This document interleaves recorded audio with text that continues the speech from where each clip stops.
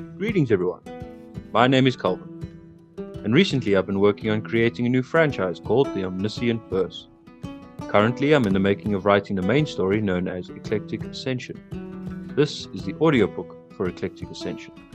There are more stories to come, but for now this is Chapter 1, Episode 6. Enjoy.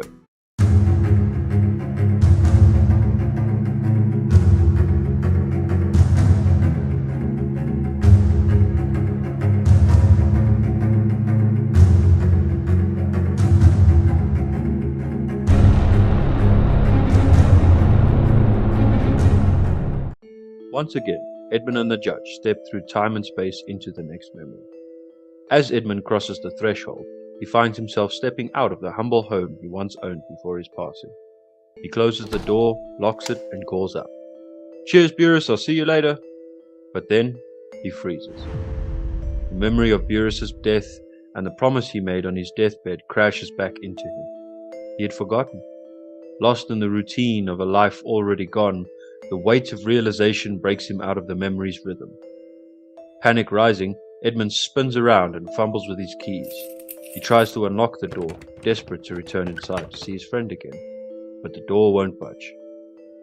He sprints to the window and peers in. There, sitting on the kitchen counter as he always did, is Burrus, peacefully eating his morning meal. Edmund calls out, but Burrus doesn't respond, or even glance his way. He tries to climb through the window. It's open, yet something pushes him back. An invisible barrier. Again and again he tries. Frustrated, he slams his fist against the wall. Then, his hands pressed against the unseen force. He stares at his beloved friend he cannot reach. "Judge," Edmund cries, "I know you can hear me. Why can't I get inside? I need to see my cat, but something's stopping me." The judge materializes behind him. "You cannot enter the house because it is not part of the memory." "I don't understand," Edmund says, his voice trembling. The judge steps closer. "In this memory you didn't go back inside. You closed the door, locked it, and left." Edmund turns to him, pleading. "But you're in control. Can't you remove the barrier? Just let me see him, please, I'm begging you." The judge slowly shakes his head no, his voice steady but firm. "Edmund, in order for me to send you to your afterlife, I need to witness your memories, and for that, you must cooperate."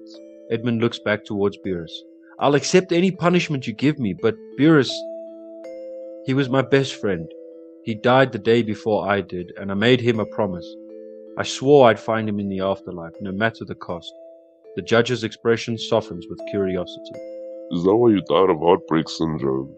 Edmund slumps against the wall and slides down until he is sitting on the ground. "I believe so. I couldn't eat. I could barely sleep.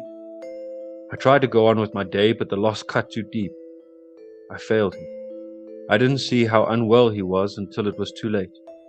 The judge kneels down in front of him. "Oh, you couldn't have known. You're not omniscient." Tears streaming down Edmund's face. "I'm really starting to wish I was." The judge stands again. "Edmund, your passing means the end of your mortal life. You no longer need to carry the weight of promises." Edmund wipes his cheeks. When you have a bond with someone, and you give them your word, no matter the circumstances, it becomes your duty to keep that promise. Otherwise, you just betray their trust. The judge begins pacing. "I understand it's the principle, but like your friend's death, you couldn't predict what would come after. You had no way of knowing you'd end up here, with rules, restrictions. The promise wasn't foolish, but the outcome was beyond your control." Edmund stands abruptly. "Lack of power, that's it! Tell me, how could someone like me gain the power to find him?" The judge stops, expression unreadable. "Edmund, I have millions of other souls to guide through the same process. The longer we remain here, the longer they must wait for their judgment." "Millions of them? How are you able to keep up with all of them?" I'm a deity, Edmund, and time is not a factor in this realm. With the millions of humans waiting, it just seems like they are asleep, much like you were, unaware that they're about to be judged." Edmund, confused and frustrated, walks closer. "Then why are you allowing me to go on this tangent? Why allow me to speak of my emotions?" The judge pauses, then turns slowly. His voice carries a tone of solemn intrigue. "Like I said, I'm intrigued by you and your death.